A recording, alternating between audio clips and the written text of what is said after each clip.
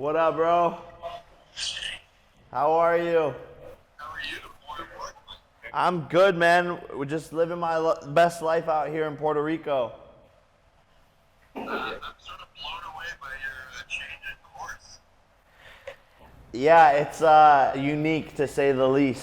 Hold up, you're probably wondering, who am I? Why the hell am I in Dorado, Puerto Rico with Jake Paul? And who's this guy on the phone with us? First of all, the guy on the phone is my friend and colleague Eric Weinstein, mathematician, cultural commentator, and all-around crazy motherfucker. My middle finger's pointed straight at you, understood?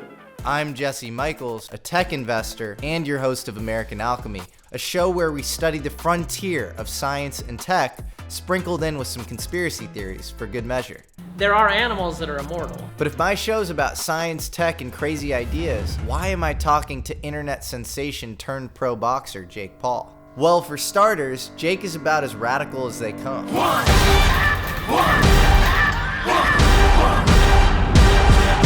In just the last year, he's completely revitalized the formerly dead sport of boxing. Oh my God! Lord have mercy! That's not to say Jake's journey hasn't come with its speed bumps. YouTube star Jake Paul is making headlines after an FBI raid at his home in Calabasas. But I've actually known Jake for about 7 years. He came to me when he was 17 years old for tech advice. I invited him to come up to San Francisco. He ended up crashing in my apartment, and we just hit it off because we're both a little crazy.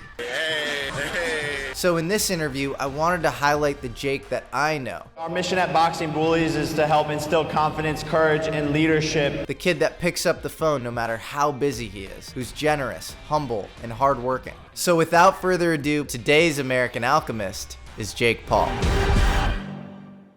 You know, it's the work you put in, I think, when no one's watching, that shows in the light. And when you are confident in yourself and you know that you can create something that has never been done before, you just got to go for it.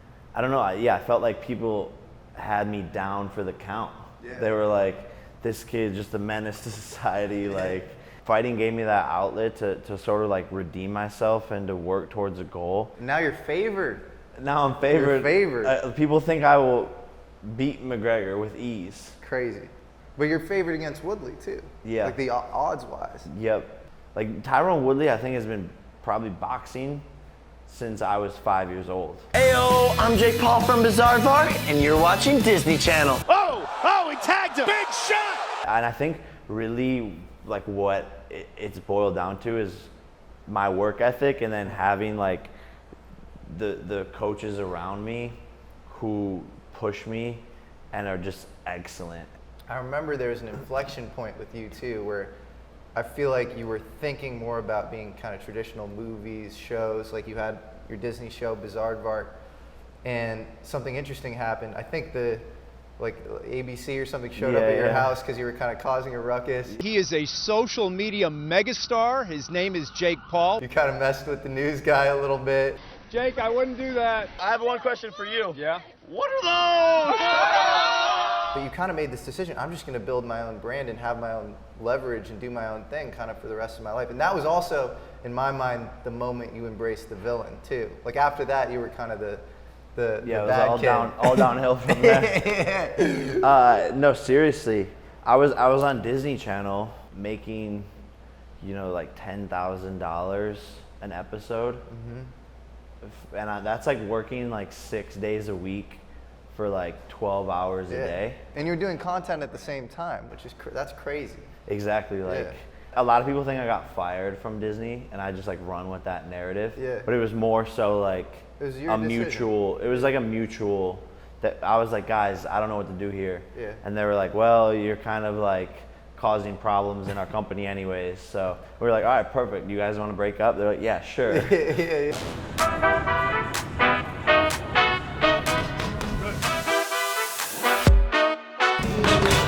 At some point, you just have to see, like, where am I growing? What's benefiting me the most? And you probably gained like a few million followers literally around that event. Did something go off in your head where you were like, okay, we have this crazy walking on eggshells PC cancel culture bullshit, which was just starting to grow at the time. Yeah. And the people who win biggest on the internet, and I'm thinking, I'm thinking Tekashi, obviously. Yeah. not apples to apples, Yeah, but yeah. you know what I mean? Kanye, Yeah. Trump, people who just kind of, they're themselves, they're authentic, they say things that aren't very PC all the time. I'm not endorsing any of the people I just said. I'm just saying, Yeah. did something go off in your mind where you're like, this is what works? 100%. I think just authenticity. There's like a whole cancel culture that tries to make you scared. Yeah. And is like, you're an idiot. I hate you. Die. Like cancel. You're canceled. And then there's like the people who are like secretly watching what you're doing and are like, I fucking love that They guy. love it. Like I believe people should be canceled Yeah. if they're doing something fucked up. Totally. But like every time I've been canceled, it's like, Dumb shit. it's dumb shit. And I think the only way people can be canceled is if they cancel themselves or give up themselves, or if they actually are a piece of shit doing some fucked up things. Yeah. How are you thinking about your business? So you have Jake Paul, the brand, as a business, and then you have Anti-Fund as well, which you run with Jeff Wu. Talk about both of those. Things are amazing. Like the deal flow that we're seeing, the investments that we're making, the LPs that we're bringing in. It's actually like this fly is, I'm gonna kill this fly. Don't do that. There'll be articles. Oh yeah, there'll be an article that I kill a fly. I didn't kill the fly. You did not kill the fly. Fly's still here. In fact, we put the fly in an embalmed case, and you are now taking care of the fly. That is true. Fact. And I love that a lot of people in your position don't do the actual calls or the diligence.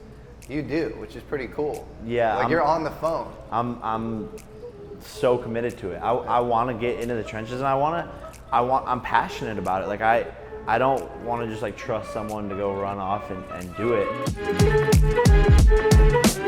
Are there qualities you look for in a founder? It's someone who is hungry, willing to work, and isn't maybe too married to the one idea that they have, and like understands that change is inevitable. There's something about people who have a vision where when they speak in a very matter-of-fact way about how they're going to win, like when I talk to you about boxing, it's like or when you're saying you're going to manage all this money in the venture front, it's very interesting to see. If you talk to a founder, they're like, okay, these are my metrics, this is how I'm going to get there. It's almost like they're already there in their head. Yeah, and like reality just has to catch up. Personalities drive pay-per-views. You've embraced the role of the villain. Do you think that is sort of a conscious thing? Obviously, people tuned in to watch Mayweather lose, best fighter in the world. Yeah. I mean, look, I think the villains always go further in this sport, and it stems from authenticity. Like, I've always just liked to prod and have fun and ruffle feathers, and like I was the class clown, and I don't know, that's just the way I've always been. And you're good at it too. Like the internet way better than any of your opponents. They come in to play the game, and I'm like, you're in my territory, buddy. Like, you're not gonna be able to swim here. Super creative. We're gonna go on Instagram and ask people for some fucking jokes. Hilarious, buddy.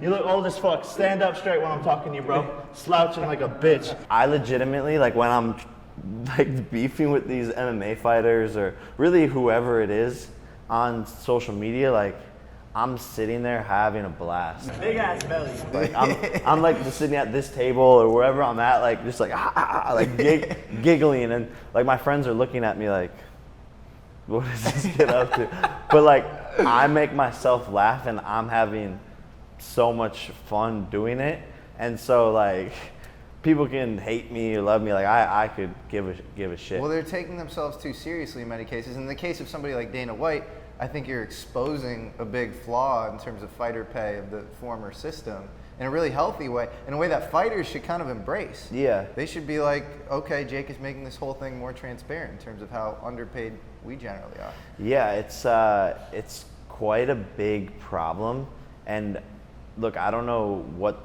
the solution is. I don't have all the answers, but I do know that I have a platform to talk about it. And one thing, like being a fighter myself, is people don't realize how expensive it is to run a camp Yeah. Like it is expensive. You're making me wonder how anybody but you does it, because you have money from, you know, your former career.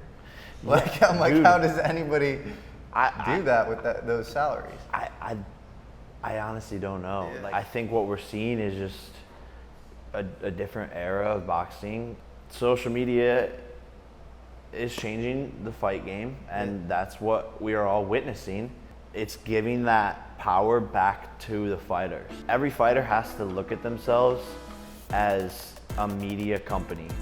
I am a brand, I need to create content, I need to get my name out there, and what am I worth? We have set the bar so high and we're living up to the expectations. It's incredible. Jake, I love you, bro. Thank you for doing this. Amazing, bro, appreciate it. Of course. Hey, we have to do another one in like 4 or 5 years. Yeah, exactly. Let's do it. Every 5 years. Every 5 years.